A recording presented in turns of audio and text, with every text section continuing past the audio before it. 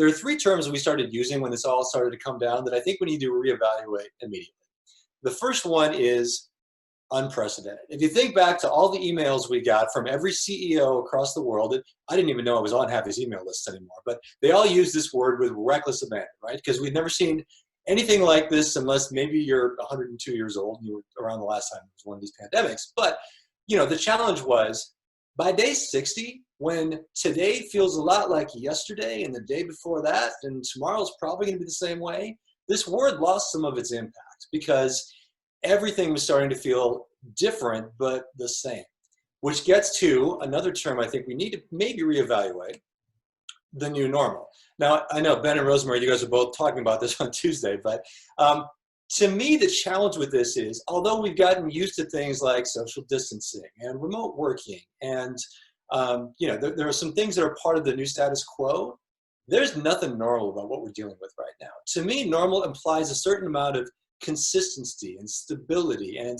almost like a destination. People would talk about, they'd use TSA a lot as an example of, you know, as soon as 9/11 happened, we had to rethink airport security. Now you take your shoes off, and there's all these things you go through, and it's the new normal.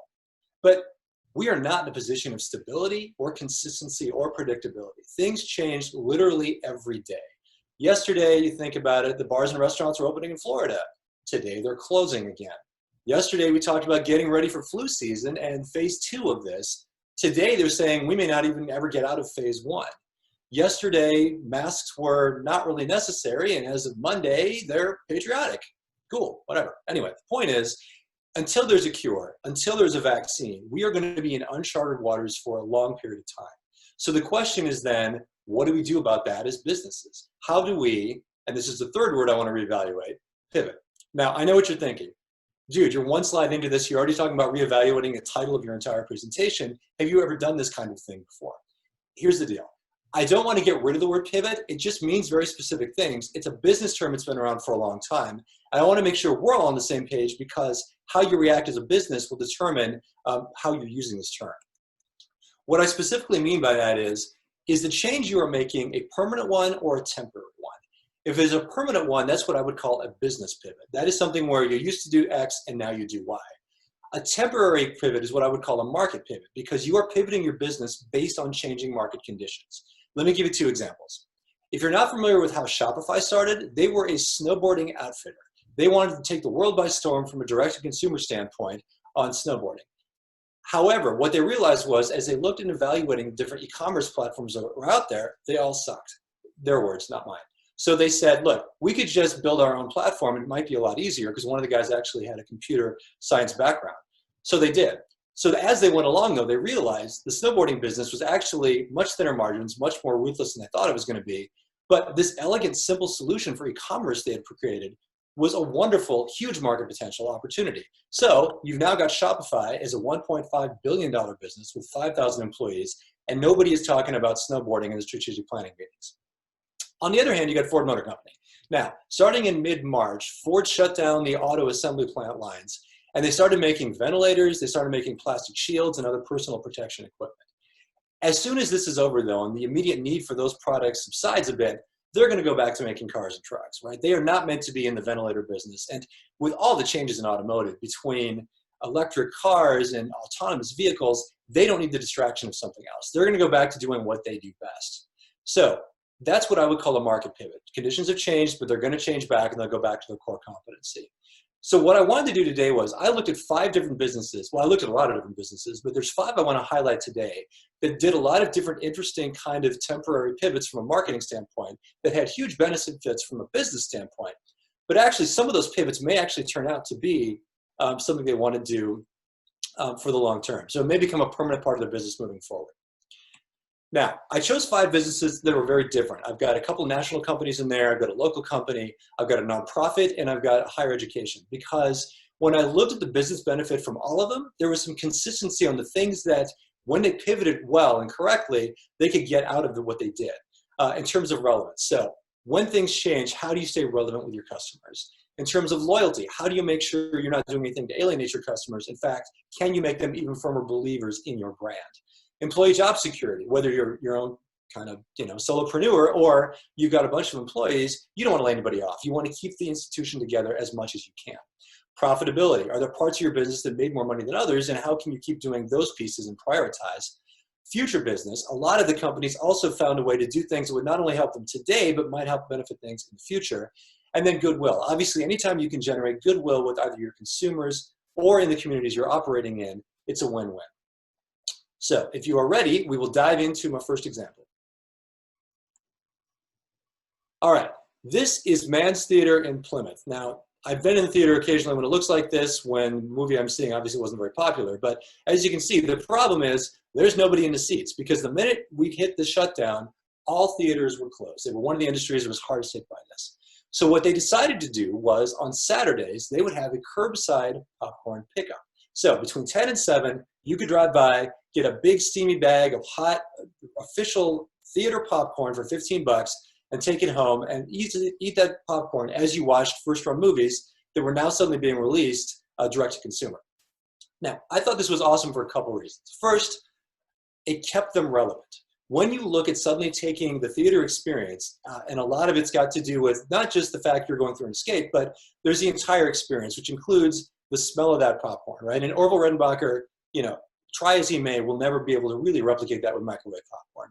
And as Terry Wu will tell you too, smell is one of the most immediate things to create a connection for the brain.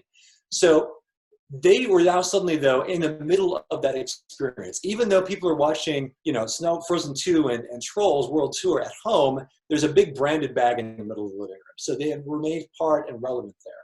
From a profitability standpoint, if you know anything about the theater business, the concession stand's got a margin of about 83%. It is by far the most profitable part of their business. So if there's one that you can focus on, if it's the one generating the most profit, that's a great place to start. From a loyalty and an employee job security standpoint, MANN Theaters has got a couple locations, but we still think of them as the local theater. And honestly, a lot of the kids in our neighborhood are employed there. So anything we could do, particularly early on, to support those local businesses, there was a lot of goodwill to really try and do that and keep the employees going.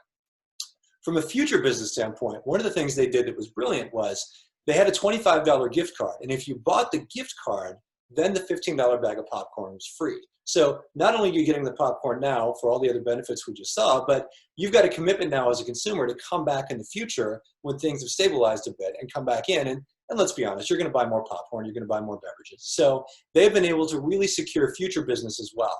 And then finally, goodwill. The nice thing the MANN Theater did was they gave 10% of their proceeds back to COVID relief efforts. So in terms of the one cause everyone can get their head around and believe in, particularly in March, everybody was in favor of this. So it was a win-win for everyone. Any questions on that? Rob, anybody? You make me want some popcorn now, but. Sorry. Yeah, and you can't get the full smell. So that's probably better. Yeah. All right. Does anyone recognize this individual? This is Mayhem. He is the personification of everything that goes wrong when you don't have insurance. He is the spokesvillain for Allstate Insurance. So Allstate found themselves with a very different situation, because when people stopped driving in mid-March, suddenly car accidents stopped happening, at least with hardly any frequency. So all these insurance companies are set up with a lot of cash to pay off claims as they go through the year. Well, suddenly they find themselves looking at their projections with a $600 million windfall. So what they decided to do was proactively go and say, hey, look, we're going to refund 15% of the premiums to all of our customers. In addition to that, because everyone's online right now, we have a free ID protection program. It's one of the products we offer. If you sign up before March 31st, everyone gets free ID protection. By the way, public service announcement, if you do not have ID protection, identity theft protection, you need to get it. I went to one seminar where the guy took us out using BitTorrent onto the dark web. It is so easy to find anyone's personal information that I left that with the understanding that it's not a question of if I get hacked, it's just a question of when. So I would urge you to please go find identity theft insurance. There's a bunch of cool products out there. Anyway, PSA over. Now, what I really liked about what they did at Allstate, though, was they became relevant, right? Now, car insurance is not something many of us think about. It's kind of a necessary evil of operating a car in the U.S. But because they suddenly are looking at a time when people are losing their jobs or getting wages cut, they're offering a cash windfall back to their customers. They've jumped into the conversation in a very positive way and given them some goodwill as well, because people are now feeling a lot more positive about their car insurance company. which also benefits them in terms of loyalty. Now, if you think about it, when we started all this in March and everyone's sitting at home on their desk, I don't know about you, but I get probably 5 pieces of direct mail a day from Geico, from Farmers, from Progressive. All that stuff I really probably don't ever open. Well, now suddenly you got a bunch of consumers sitting around and they may open the mail. They may actually start paying more attention and doing some cross-shopping. Can I save 15% on my car insurance? What they were able to do at Allstate was they kind of nipped that in the bud. So by showing that they cared, they stopped consumers from potentially cross-shopping and losing customers at a time when customers may have had time to do a little more cross-shopping. And then in terms of future business, this ID protection thing I thought was a really smart idea because it allowed people to now really engage in a new product that maybe they didn't have access to before. And if they see the benefits of it, there's a good chance they'll keep renewing it in January and become part of their portfolio. So great way to use kind of a freemium model to make something happen in the future. I think if there was any missed opportunity from Allstate's standpoint, with a $600 million windfall, they clearly had the ability to keep some of their employees going. And I didn't read anything that would indicate they had laid any of their employees off. But particularly when you think back to March, 78% of consumers said they wanted to do business with companies that were taking care of their employees in these times of uncertainty. If there was a message there Allstate could have used, it probably would have gone over very well. They chose not to do it, but anyway, that's just a missed opportunity I saw.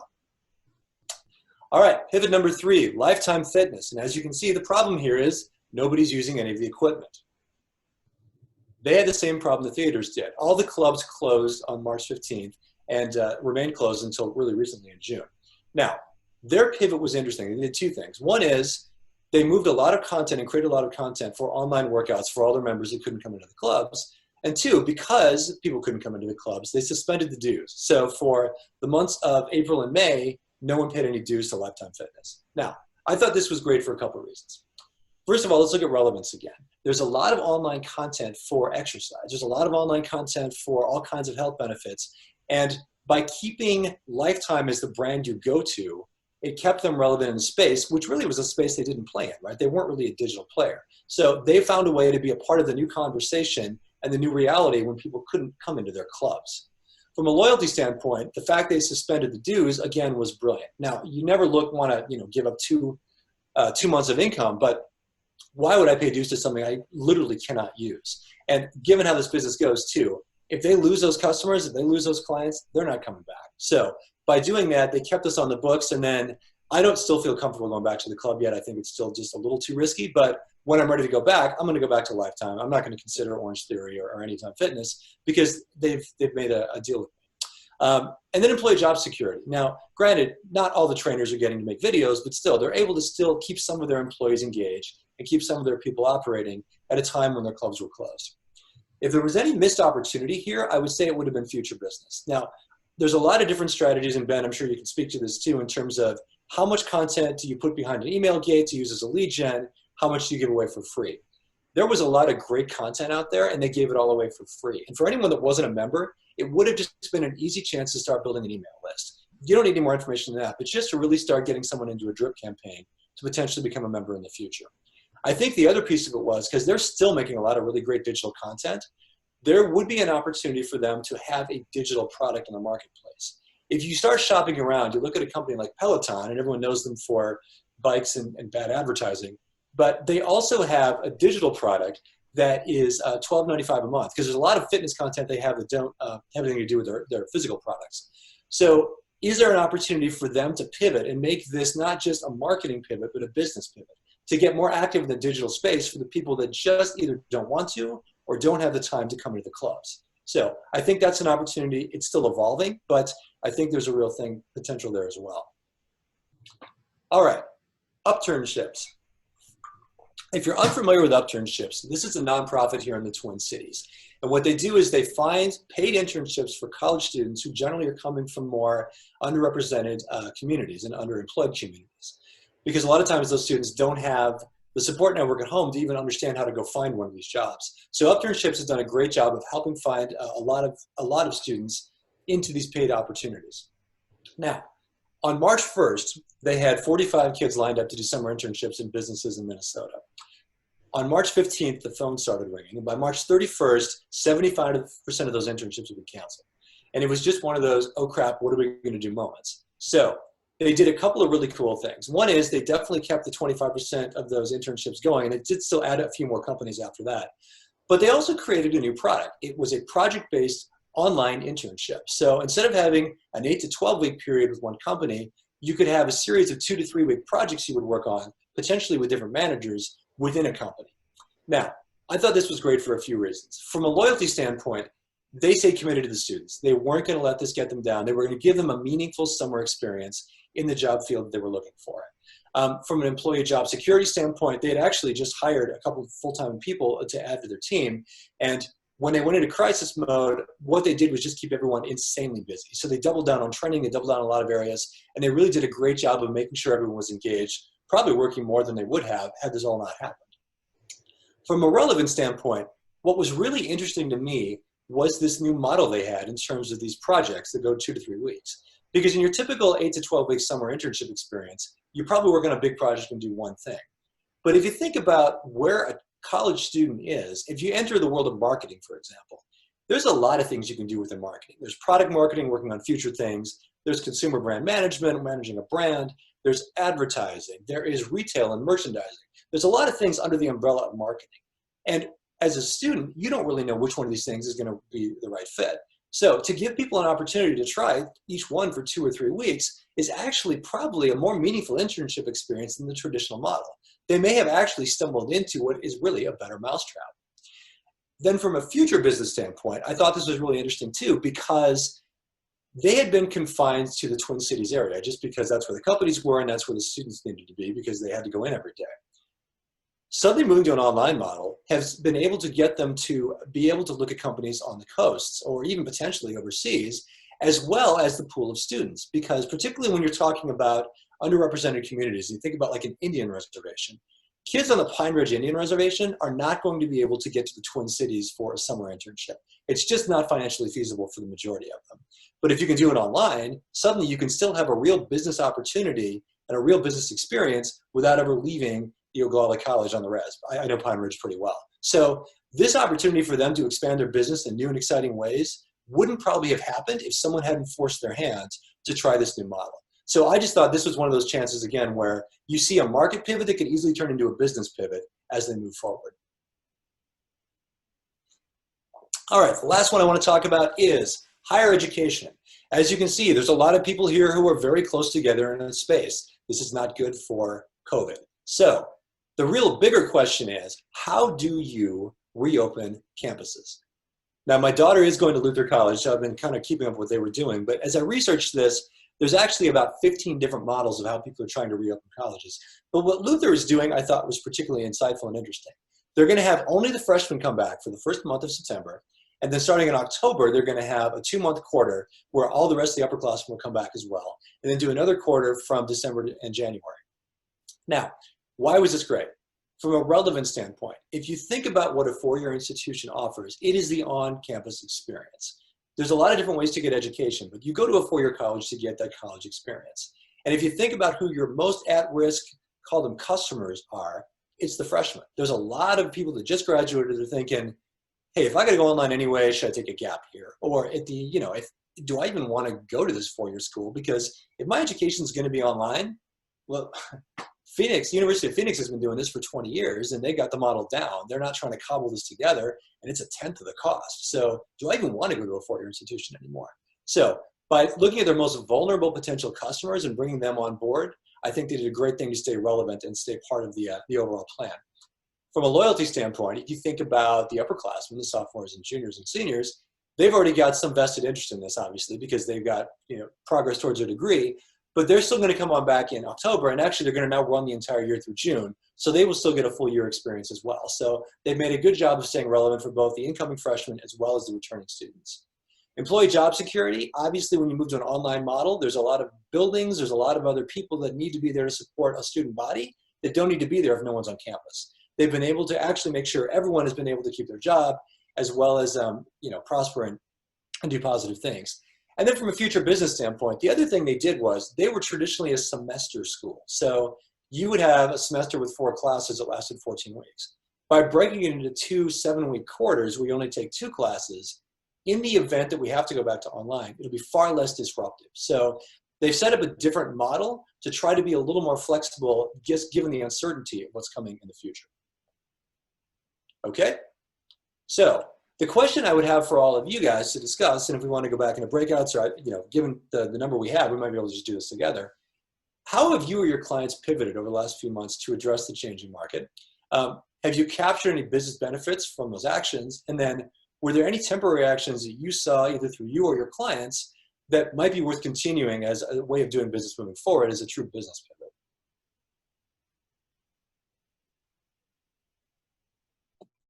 I think based on the size of the group, I think we can pretty much keep it to, we don't have to do any breakout rooms. So if anybody has any one of those three questions, I'd love to hear, especially the temporary actions that would be something that you'd consider going forward. I'm always interested to hear about how we're changing and morphing as business changes.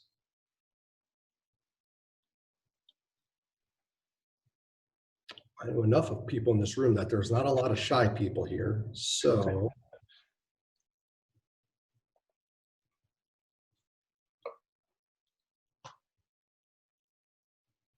you want to start cold calling people? I was just Rob, hi. Rob, hi. This is Margaret Griffith. I would just share that the points that was just made. I'm a residential remodeling designer and contractor, and I have been talking ad nauseum about getting more of my work to be remote, and so got forced into it, and now see that a lot of that will be permanent. I still miss the in-person design meetings because there's just a lot of information I miss by not being in people's homes. The time it saves to just do a quick review of something. So I'm sorry it took a pandemic to force me to do it, but I'm really glad that I learned a lot of these online techniques and relevant processes. So that's one. Yeah, I'd agree. I think that's one thing that we're all doing it now, right? So it was a market pivot to do Zoom back in the day because it was the one tool that was, let's face it, we all love the price tag for the first 30, 60 days of being free. And so many people gravitated towards that. And so now, I mean, we're using it here today and I don't see it going away completely. I think whether it's Zoom or whatever platform you're going to use, it's going to be a virtual piece is going to be something we do day to day in business as a whole. So I think it's a great call out. Yeah, and Ben and Rosemary, I know you guys were on that panel on Tuesday with Bill. They said, who would have thought Zoom would kill the airline industry? But maybe it will. So one question we had come in here, Alex, was from Paul. And Paul's question was, what kind of pivots have you seen that haven't worked out so well? Yeah, that's a good question. Actually, I think where there were more challenges were the people that didn't move. Like, at least in the first, I don't know about you guys, but I get 5 or 6 LinkedIn in-mail requests every day from people. And there were people that recognized things had changed, and the ones that just stuck with the script just didn't ring true. It felt really flat. It felt like, the world is changing and you don't seem to be aware of it. And it's time to rethink your messaging strategy. I would say that's one. I mean, there were some people that probably didn't move as quickly as they could have. I mean, like one that comes to mind is Corona beer. When this all came down, there were a bunch of interviews with beer drinkers who are like, I'm never going to drink Corona. It causes the virus. And they probably could have gotten ahead of that a little bit and just, reminded people that, one, you can't, it doesn't cure the disease. It doesn't cause the disease. It's just beer. But also to reshape that conversation, make it about COVID-19. And I think it really has moved, but they probably could have been a little more intentional early on and taken the rein there, and they didn't do it.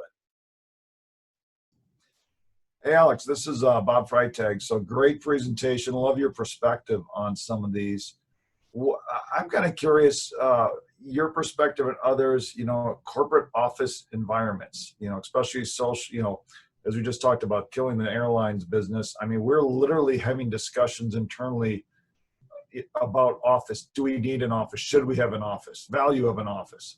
All those. I'd kind of be curious to get that. And then too, the impact it has on culture, branding, all that stuff. Yeah, that's a great question, Bob. Let me give you my perspective, and then I'd love to hear from everybody else. So I talked to a guy that runs a pretty big agency in New York. He's got 3 floors on one of the skyscrapers in Manhattan, Midtown. And he's like, it was a creative agency. He's like, we never thought we could operate virtually until suddenly we had to. And suddenly it's like, well, we can still collaborate. All the things that we used to do well, it's not the same, but we're just as productive as we ever were. So now he's thinking, I'm spending, I don't know how many millions of dollars to rent these buildings. Do I really need 3 floors? Like, I don't want to get rid of everything. I still want to have maybe, but can I get away with 1 floor instead of 3? People only come in once or twice a week for meetings. We still have a physical presence, but still, is there a way to significantly cut our costs here? So I know that's one conversation that's been going on. Hey, Alex, one of the questions that we had sent in before the meeting was, how do you think so let's talk a little bit about events. And their question was, how do you think events are going to be impacted for 2020? I would actually expand that out to long-term. How do you see events going forward, and what are your thoughts there? Yeah, it's a great question. I mean, I think there's 2 pieces of that, right? One is, for the business that used to use a trade show, for example, as their main lead source, and trade shows go away, what are you going to do, right? Because how are you going to find clients if the one place you used to find them, it's disappeared? And that's where I think a lot of companies have to think about converting really to a digital strategy, because the same people are out there. They used to all be in a room together in a conference in Vegas somewhere. You just need to figure out how to find them online, because everyone's online right now, and they always have been. But you need to really think your strategy through in terms of lead generation and what's the most effective way to do that. So from a client's perspective, in terms of finding new leads, that's one piece. If you're in the event planning business, if like Star makes trade show booths and stuff like that, that's going to be a bigger challenge, right? So how do you find a way to stay relevant when things are digital? And again, Rosemary and Ben, you guys talked about this a little on Tuesday, and Rob, you and I did too. But everyone's got a background now, and as cool as some of the virtual ones are, they're still not quite the same as having a physical background. So if you're going to be in a branded environment and your company's really good at making big physical stuff, there's an opportunity for something like that. Those are the kinds of things where you need to think about, what am I really good at doing? And is there a different application for what I do? Great. Follow-up question from Paul about real estate. How do you expect the commercial office space to make a pivot when this is all said and done?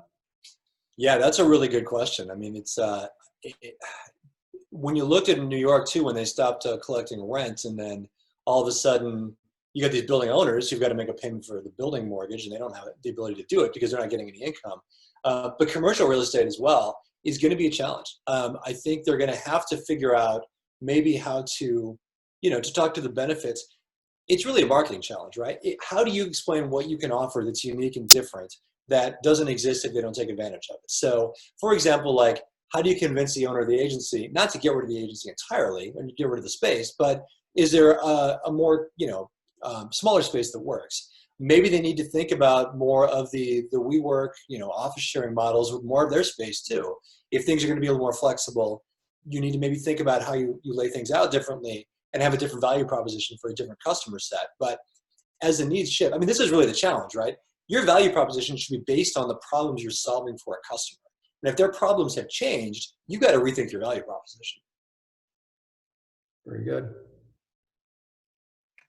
Hi, Alex. Julie Lasso. Hi, Julie.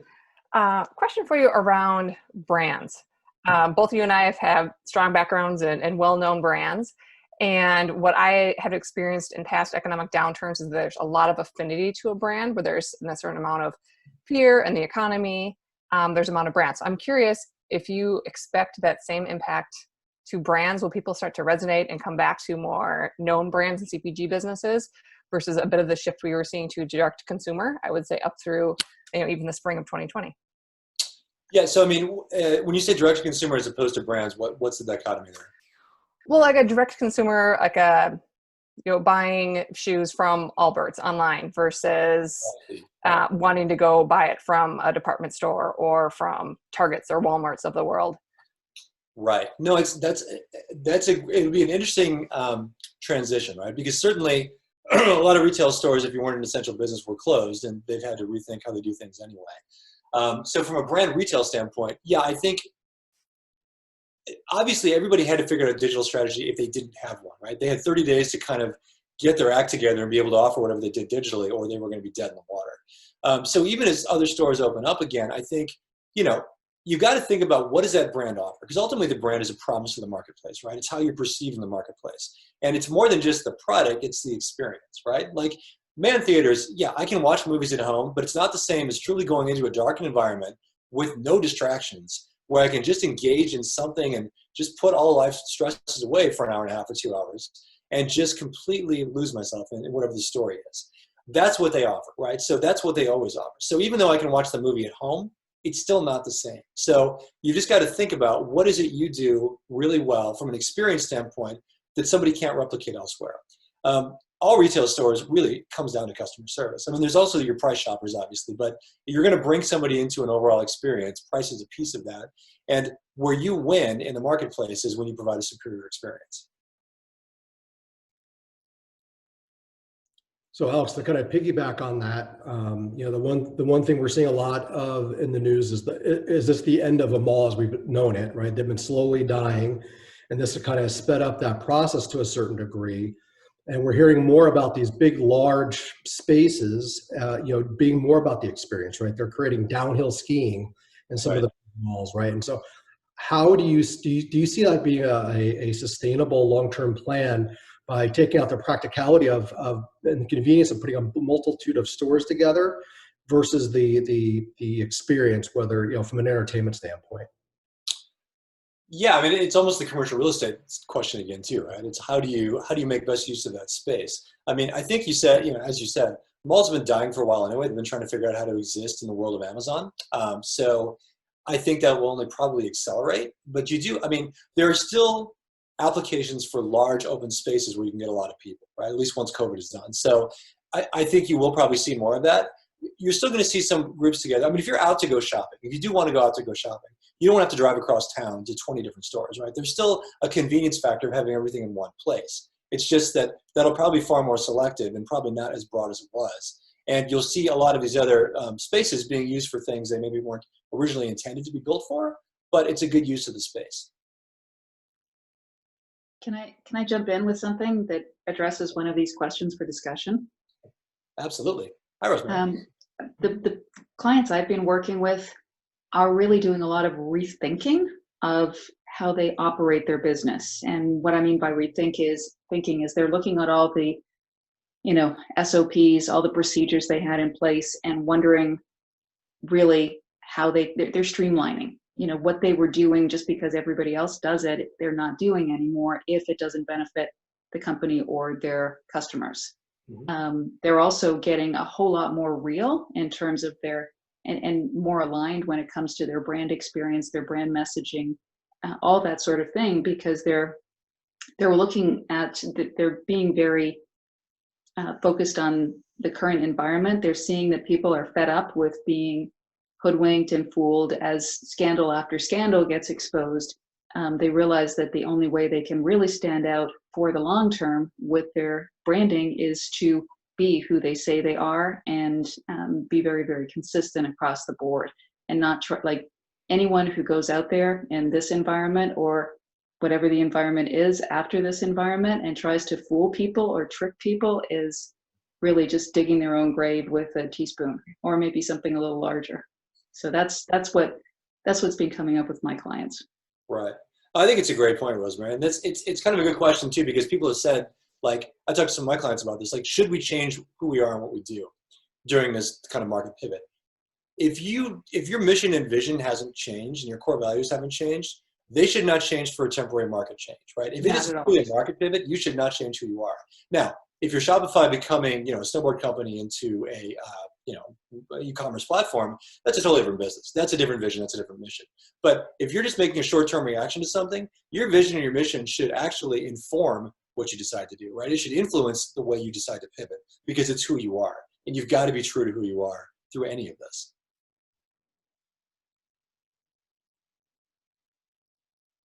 Excellent. Well, we're coming up on a couple minutes before 1 here. Any last questions?